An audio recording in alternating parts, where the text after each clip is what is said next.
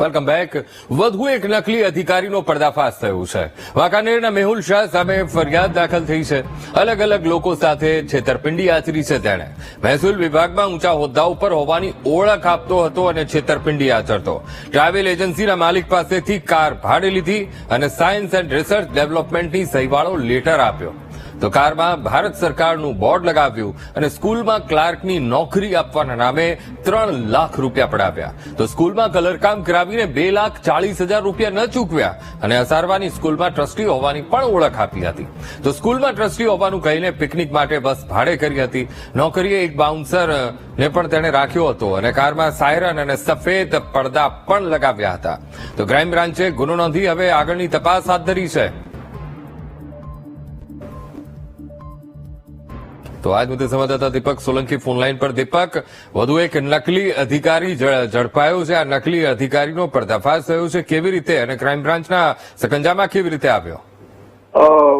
અંકુર, જે પ્રકારે કિરણ પટેલ કે જે મહાઠગ હતો તે જ પ્રકારે વધુ એક ઠગ જે છે તે સામે આવ્યો છે. મોરબી વાંકાનેરના મેહુલ શાહની ધરપકડ કરવામાં આવી છે. તેના દ્વારા સરકારી અધિકારી હોવાની ઓળખ આપી અને લાખ રૂપિયા જે છે તે પડાવવામાં આવતા હતા. મહેસૂલ વિભાગમાં હોદ્દા પર છે તેમ કહી અને કૌભાંડ આચરવામાં આવ્યા હતા. અમદાવાદનું જે અસારવા છે ત્યાં એક સ્કૂલમાં ટ્રસ્ટી હોવાનું કહી અને પિકનિક માટે બસ ભાડે લેવાની છે તેવું કહી અને તેમના દ્વારા સગાઈ જે છે તે કરવામાં આવી હતી. બાઉન્સર ને પણ અનેક લોકોને જે છે તે બાઉન્સર તરીકે નોકરી રાખવાનું કહી અને પણ રૂપિયા પડાવ્યા હતા.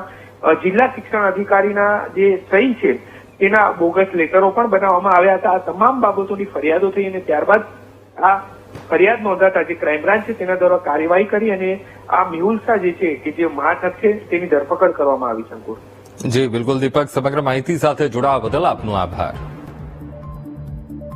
તો વધુ એક નકલી અધિકારીનો પર્દાફાશ થયો છે. વાંકાનેરના મેહુલ શાહ સામે ફરિયાદ દાખલ થઈ છે.